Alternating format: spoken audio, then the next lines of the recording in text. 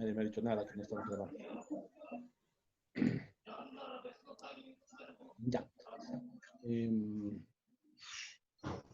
¿Sí? Entonces, de esa manera vamos a tener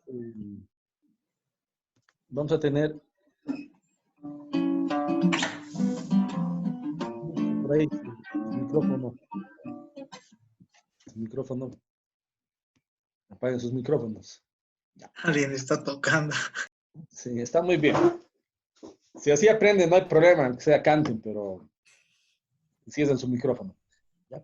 Entonces, esa es la manera de mandar un dato por get. Se manda por get aquí en el método y obviamente para recibir yo voy a utilizar, en PHP se llama variable superglobal. Esos barra baja get, que no es nada más ni nada menos que una regla.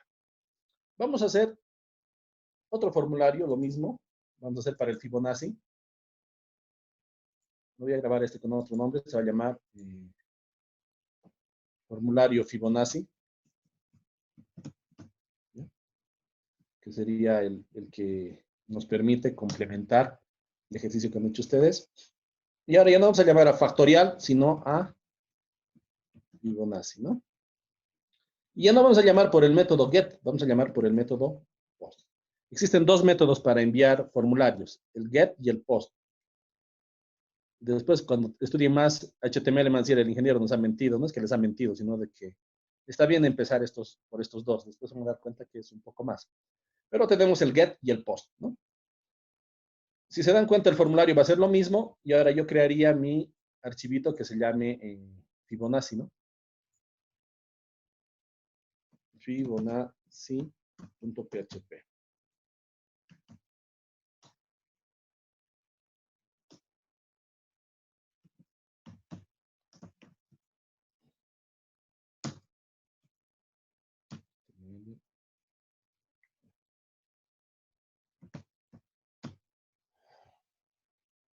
Ya. ¿Ya? Y aquí vamos a hacer lo mismo que hemos hecho hace rato, es decir, voy a utilizar PHP y voy a utilizar, para hacerlo más ordenado, una función que se va a llamar Fibonacci, ¿no? Que recibe como parámetro n. Y como me ha gustado las funciones recursivas, me voy a acordar de las funciones recursivas y voy a poner si. ¿Cuál es el Fibonacci de? Si n es igual a 0, ¿cuál es el Fibonacci de 0? 0. Sí, 0 creo que es, ¿no? Sí, porque empieza con 0. 1, 1, 3. No, 0 es. Empieza con 0. Sí. ¿Y el Fibonacci de 1 cuánto sería? 1. 1. 1. Está muy bien. Podríamos poner un else if, ¿no? Aquí podríamos poner un else, ¿no? ¿Y cuál es el resultado del Fibonacci si no es ni 1 ni 0? Es A igual a Fibonacci de n-2 más Fibonacci de n-1. ¿Ya? Como siempre, la forma recursiva es más sencilla, ¿no? ¿Ya? Ahora, lo que voy a hacer es recibir n, ¿no? ¿Cómo recibiré n? Ya me están mandando desde un formulario. Con un Entonces, la primera post. pregunta es, sí, me está mandando por post, entonces si yo le pondría pesos base baja get, no me va a casar, pues. Entonces, ¿qué tengo que poner? Pesos base baja. ¿Qué se llama el parámetro? N. N. Muy bien. Entonces ya tengo, y lo único que tengo que hacer es hecho Fibonacci de n. En PHP, el punto sirve para concadenar, por si acaso, ¿no? Es, aquí ponemos Fibonacci de n. Ojo, Para las variables es el peso. Este n de aquí tiene que ser igualito que el name que hemos puesto en el formulario. Bueno, pero en realidad no decía esto, ¿no? Decía que teníamos que imprimir. Lo pueden adaptar ustedes. Solamente yo quería mostrarles este programa solamente nos calcula el Fibonacci, no nos calcula la lista, que es lo que yo había pedido. Bueno, lo importante es que veamos esto de la otra forma de envío. Miren, otra forma de envío se llama formulario Fibonacci. Quiero mandar que quiero el Fibonacci de 5. Voy a enviar. Y el Fibonacci de 5 es 5. Fíjense que cuando he llamado a Fibonacci, en la URL ya no he mandado ningún parámetro. ¿Ven? ¿Eso es por qué? Porque el formulario se ha enviado por post. ¿Estamos de acuerdo? Es decir, que los parámetros ya no se mandan en la URL. ¿Dónde se manda entonces, ingeniero? Se manda en el cuerpo del HTML. El HTML es un protocolo, pero en el cuerpo del protocolo HTTP. El HTTP es un protocolo, ¿sí?, que internamente es un archivo de texto que tiene varias partes, una cabecera y un cuerpo. Nosotros no lo vemos cuando interactuamos con el web, pero internamente está mandando en el cuerpo del HTTP los parámetros. Eso es lo que nos interesa saber, ¿no? Entonces, esa es la gran diferencia entre enviar por post y por get. ¿Cuál es la diferencia de los dos y cuáles son sus ventajas y desventajas? Cuando es por get, sí o sí se manda dentro de la URL, es decir, aquí arriba, donde tenemos toda la URL. Y solamente puede tener una longitud máxima de 512 caracteres. Si yo quisiera mandar una carta de amor en el Día de los Enamorados, no creo que solamente necesite 512 letras, ¿no? Por lo menos van a ser unas 3 páginas. Ya no me sirve utilizar get. ¿Qué tengo que utilizar? ¿Qué método tendré que utilizar? Exactamente. ¿Por qué post? Porque post, como va dentro del cuerpo del protocolo HTTP, puede ser de cualquier tamaño. ¿Entiende? Esa es la diferencia. Además, hay otro problema. Si yo quisiera hacer un formulario para mandar login y contraseña, si estoy haciendo un sistema de autentificación, si lo mando por get, ¿qué va a pasar con el login y la contraseña? Va a aparecer en la URL, aquí arriba, ¿no ve? Entonces, mi compañero que está al lado va a ver mi usuario y contraseña y después se va a poder entrar a ese sitio. Entonces, tampoco es aconsejable por temas de seguridad en ciertos casos mandar por get. ¿Listo? ¿Hasta ahí estamos? ¿Sí? Espero que sí. Si tienen dudas, sin pena me cortan y me dicen dónde está la duda. Y quiero una pregunta. Entonces el get tiene que estar afuera del body y el post adentro del body, del HTML. No importa dónde esté. En realidad vos sabes que dentro del body está todo lo que se muestra en el HTML, ¿no? De acuerdo. Entonces, tiene que estar en el body, ¿no? No hay ningún problema. El formulario es HTML nada más. Lo único que cambia es de que en el formulario, en el atributo method, o pongo post o pongo get. Es la única diferencia. Nada más. De acuerdo. ¿Ya? A ver, vamos a hacerlos hablar aquí a nuestros alumnos favoritos. Edwin, León. A ver. Edwin, ¿dónde has visto, en qué materia has visto programación orientada a objetos?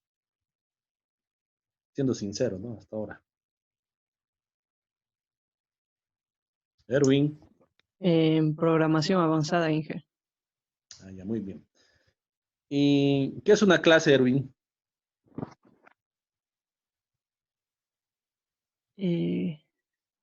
Una clase es...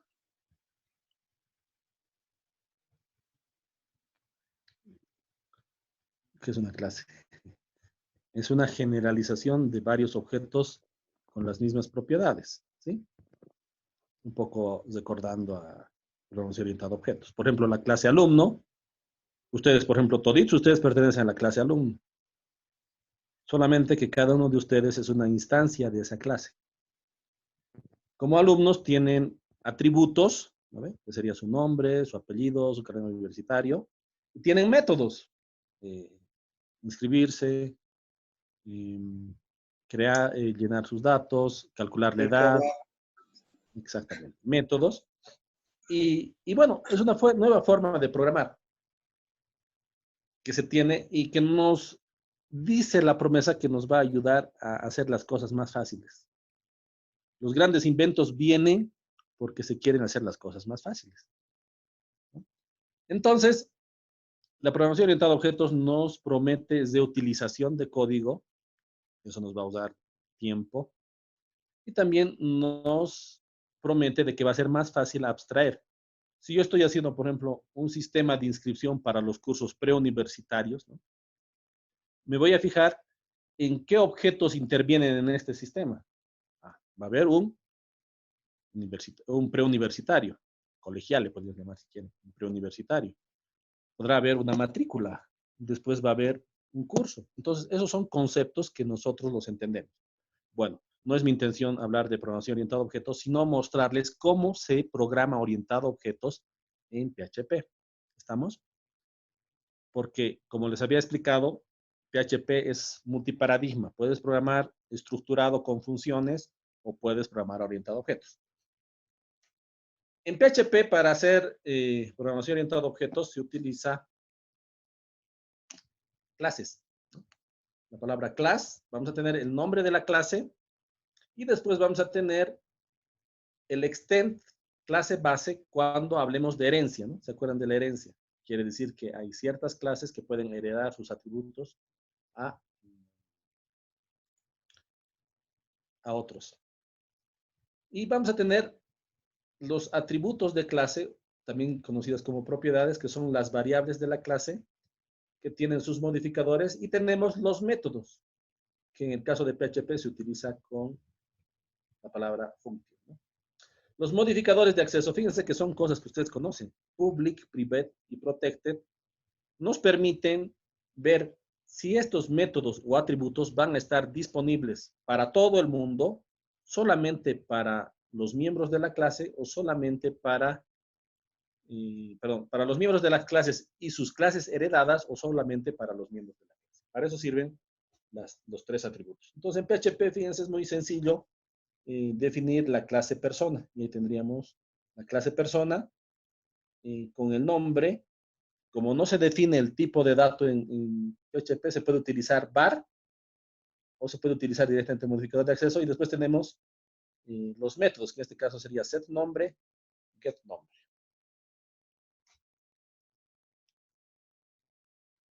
Ahora, ustedes saben que la clase es la generalización de los objetos.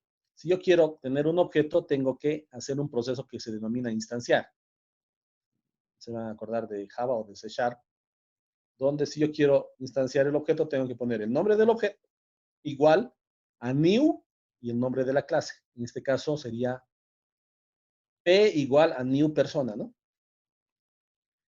Y cuando yo quiero ejecutar, en C# se utilizaba punto, en PHP se utiliza guión, signo mayor, como una pequeña flechita, digamos. Si yo quiero utilizar un determinado método o atributo del objeto, tengo que utilizar Zaya, signo mayor, y el nombre del método o el nombre del atributo. ¿Alguno de ustedes me puede definir lo que es una clase estática en C# o en Java o en cualquier lenguaje orientado a objetos? Una clase estática no depende de un objeto para ser instanciada o para ser invocado, mejor dicho. Exactamente, muy bien. Cada vez me sorprende más y me está gustando este curso. Es lo que dice su compañero. Necesariamente cuando es una clase normal, sí o sí tenemos que instanciar un objeto, pero cuando ya es una clase estática, para llamar a sus métodos no necesitamos instanciar. En PHP, cómo se llama a métodos de clases estáticas? Simplemente se pone el nombre de la clase, estos dos puntos y el nombre del método. Esta es una llamada estática. Bueno, no hay nada mejor que hacer un ejemplo. Ahorita lo hacemos. Muy bien. Continuando con programación orientada a objetos, también se acuerdan ustedes de que existe un método especial que se llama el constructor. ¿Qué hace este constructor? Si ustedes se acuerdan, el constructor es el método inicial que se ocupa de darle los valores iniciales a los atributos del objeto. Por ejemplo, el nombre, en este caso de la persona. Lo interesante del constructor en PHP es que no se llama igual que la clase como lo es en C# o en Java, sino se utiliza, esta es la barra baja, construct. Y ahí ponemos el nombre del constructor, ¿no? Y ahí vamos a ver que cuando ya la clase tiene un constructor que recibe parámetros, cuando yo estoy instanciando tengo que pasarle los parámetros iniciales al objeto para que los pueda hacer. Ahora, dentro de la clase, y esta es la parte interesante, cuando yo quiero hacer operaciones dentro de la clase y quiero referirme al atributo nombre, por ejemplo, en PHP no se puede dirigir directamente, sino que tengo que utilizar pesos, dis, este guioncito y signo mayor, que sería flecha, nombre del atributo, y así le asigno un valor. Como en Java, excepto que la flecha es un punto. Exactamente, exactamente. This, tengo que ponerle this. Y lo mismo si yo quisiera llamar a un determinado método dentro de mi clase, tengo que utilizar this, ¿no? This es para referirse a cosas que son de la misma clase. En cuanto a los modificadores de acceso, es muy sencillo. Hay que utilizar public, private y protected. Esos son los tres que tiene PHP. Público es para todo el pueblo, digamos, para todos. Significa que no necesita nada más que acceder porque está disponible. Privado, solo la misma clase puede acceder a la propiedad. Y protegido, la misma clase y también sus clases heredadas, ¿no? Se puede heredar. Finalmente, para ver la herencia, se utiliza la palabra extend, ¿no? En C# es 2 puntos, en Java también creo que es extend, que nos permite heredar las propiedades y atributos del mismo elemento, ¿no? Eso sería en cuanto a la programación orientada a objetos en PHP. En otras palabras, lo que estamos aprendiendo es sintaxis similar que nos permite hacer lo mismo que haríamos en la otra tipo de programación. Vamos a ver aquí ahora un poco de PHP clases, le he llamado para ordenar un poquito. Y me voy a copiar a esta gestión, la unidad 3, y lo vamos a empezar a ordenar y le vamos a poner PHP con clases. PHP con clases, y aquí vamos a hacer un ejemplo de algo que lo han visto en la estructura de datos, espero que lo hayan visto, ¿no? ¿Se acuerdan lo que era una pila? Sí. ¿Qué característica tiene la pila? Creo que el primero en entrar es el último en salir. O dicho de otra manera, el último en entrar es el primero en salir, que sería lo mismo que tú dices, ¿no? Bueno, y además se estudia en estructura de datos las operaciones básicas de una pila. He utilizado la pila porque es algo que ustedes conocen para ver cómo se haría la definición de la clase pila, porque realmente puede ser un objeto pila. La palabra reservada se llama clase, pila. El modificador de acceso es privado, quiere decir que fuera de la clase no se puede acceder a elementos, que sería un arreglo. Esta es la manera de definir arreglos en PHP. No es necesario decir de qué tamaño va a ser el arreglo, lo que quiere decir que este arreglo es dinámico y nunca va a acabar. Así que nunca va a estar llena la pila, al menos que se acabe la memoria de la computadora. Vamos a tener el tope, ¿sí? Que va a ser también otro atributo. Y esos serían los dos atributos. Después, ¿se acuerdan? Las operaciones básicas de una pila son dos. Es el push y el pop, o dicho en castellano, insertar y eliminar. En el insertar, tengo que poner un elemento y lo que se hace, this elemento, ahora sí, fíjense que cuando yo quiero referirme a los atributos de la clase o a las propiedades de la clase tengo que poner la palabra this. Flechita, elementos en su posición this tope igual al elemento, ¿no? Entonces, si se dan cuenta, estoy poniendo en el tope el elemento. Y después lo que voy a hacer con el tope es aumentarlo. Y el caso contrario va a ser, si el tope está igual a 0, vacío, entonces no puedo eliminar. Caso contrario, this tope menos menos, y voy a devolver this elementos en su posición tope. Habitualmente también en estructura de datos nos hacía hacer la ingeniera que podamos mostrar la pila. Entonces voy a hacer un contador de 1 hasta su tope y voy a mostrar los elementos. Entonces, fíjense, sería esta una clase pila.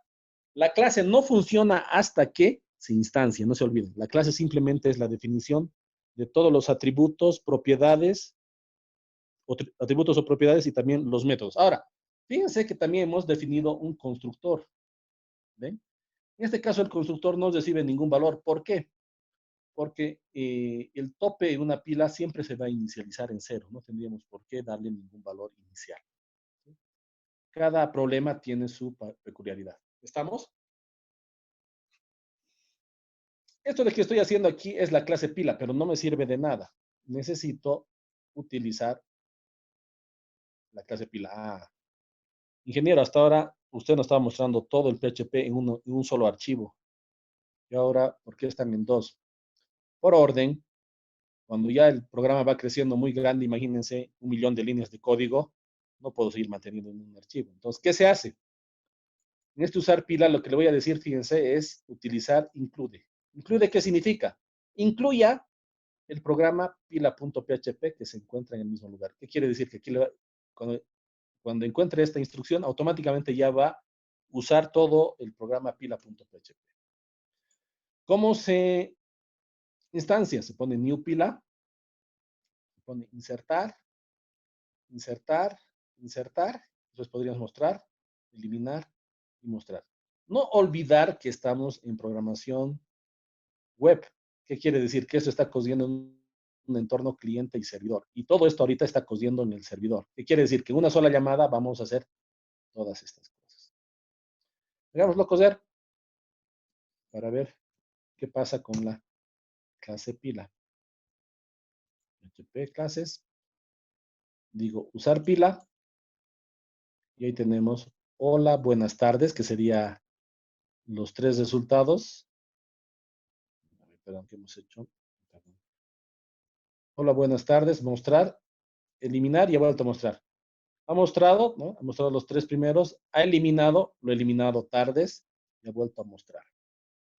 Y tal vez podríamos haber hecho una cosa en eliminar, tal vez podríamos haber impreso, ¿no? Hecho elemento eliminado igual a p eliminar, ¿no? Fíjense Inge, que, una consulta. ¿Por qué no le está cerrando la etiqueta del PHP? porque me he olvidado. Pero aún así No, funciona. funciona, sí, funciona, porque no hay código HTML por debajo, ¿no? Ah, Es por eso. Si hubiera código HTML por debajo, sí se hallaría. Ahora, si hago coser, fíjense, elemento eliminado, tardes. ¿Por qué no me ha bajado esto aquí abajo? ¿Quién me dice? ¿Por qué no me ha mostrado aquí abajo?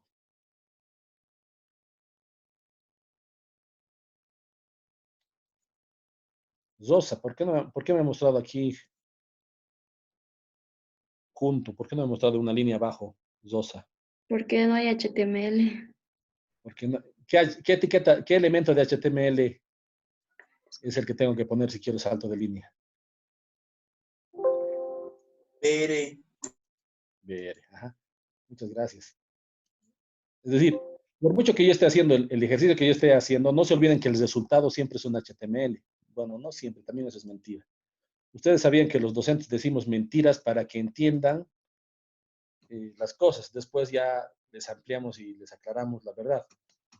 Por ejemplo, una mentira que yo he escuchado de niño es de que cuando nos alejamos del sol es invierno y cuando nos acercamos es verano. Hasta ahí está todo bien.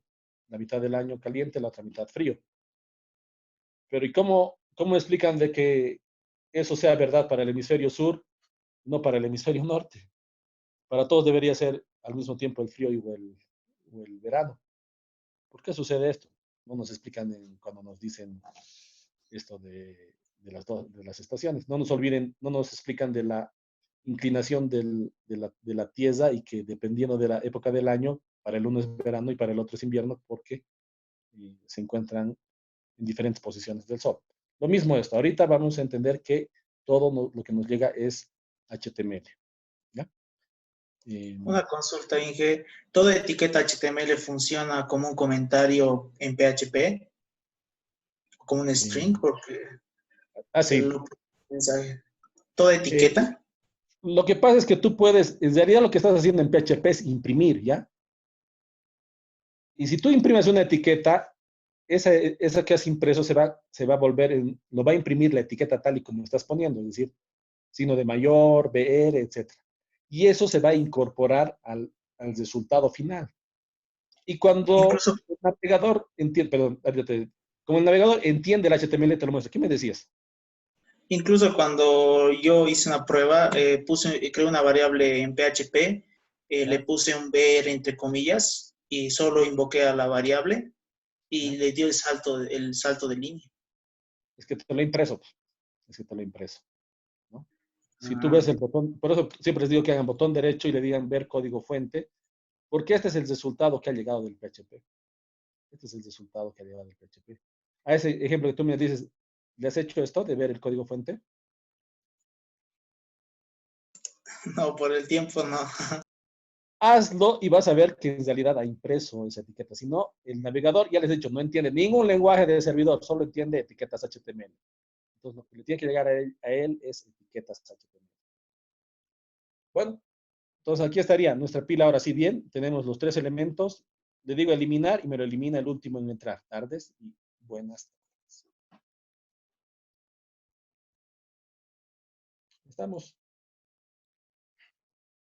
Estamos hasta aquí. Les voy a pedir ahora a ustedes que hagan, que trabajen, porque se han dado cuenta que esto es haciendo. Vamos a hacer lo que siempre se ve al lado de pilas, que es cola. Entonces, les voy a pedir ahora a ustedes que con el conocimiento que hemos hecho y hemos visto, voy a actualizar el repositorio JIT, así que se pueden bajar los ejemplos que hemos hecho hoy día. Está en SEM, SAMP, HTDocs, desarrollo web 2020. Le voy a poner JIT at. JIT commit -m. Y ahí le voy a poner 18 de marzo del 2020. Y finalmente le voy a poner un JIT pull. JIT push, ¿no? Ya lo he subido. Entonces ustedes ya se pueden descargar todo lo que hemos hecho hasta ahora. ¿Qué es lo que quiero que hagan? Todavía no ha subido. Siempre hay que leer el JIT, ¿no? A veces salen errores. Se va menos 10 minutos. Vamos a hacer una tercera sesión, no se preocupe. ¿Ya? Entonces, ya está subido el repositorio, entonces ustedes actualícenlo, clónenlo como quieran. Y quiero que me hagan y me definan la clase cola. ¿Sí? La clase cola, ¿se acuerdan de las colas?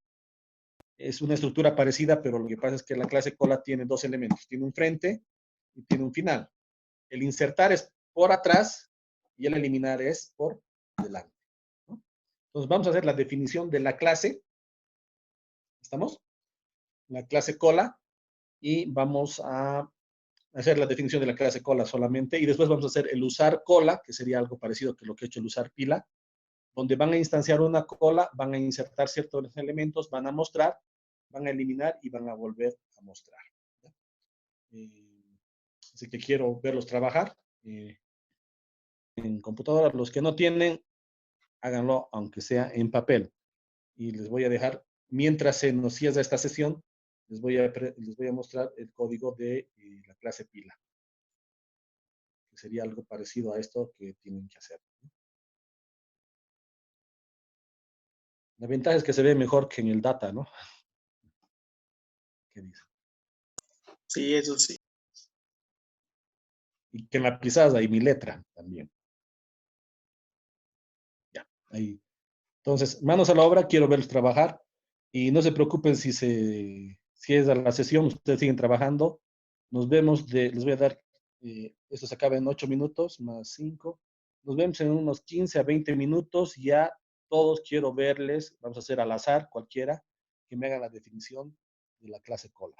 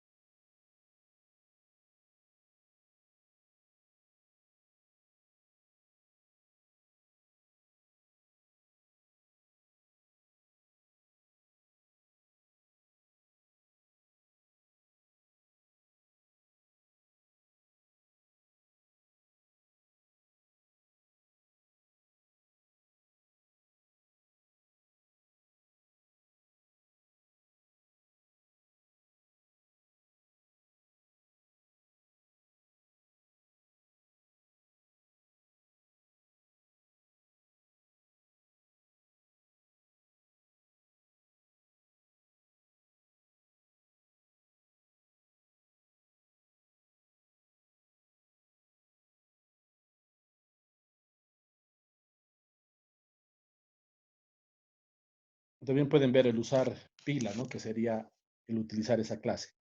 No se olviden que hemos aprendido el include, que nos sirve para incluir la pila, ¿no? Ya para empezar a programar más ordenado, lo que se va haciendo es, por un lado, escribir todas las clases y por otro lado, utilizarlas, ¿no?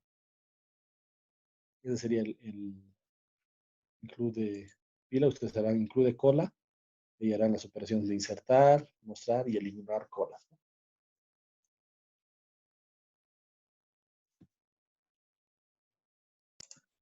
Inge, todavía no se subió a GitHub el repositorio.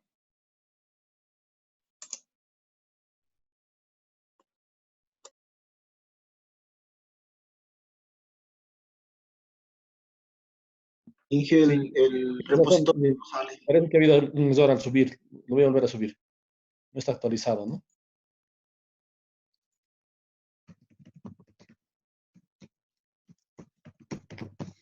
Muchas veces no leemos el mensaje que nos dice, mire, hace rato nos había salido invalid username, authentication failed.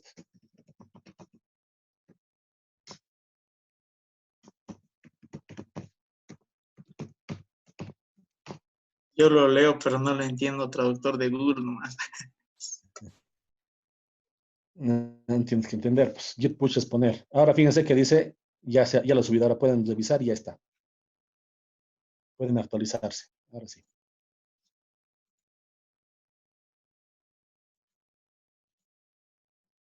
¿Verdad? Ya se actualiza el repositorio.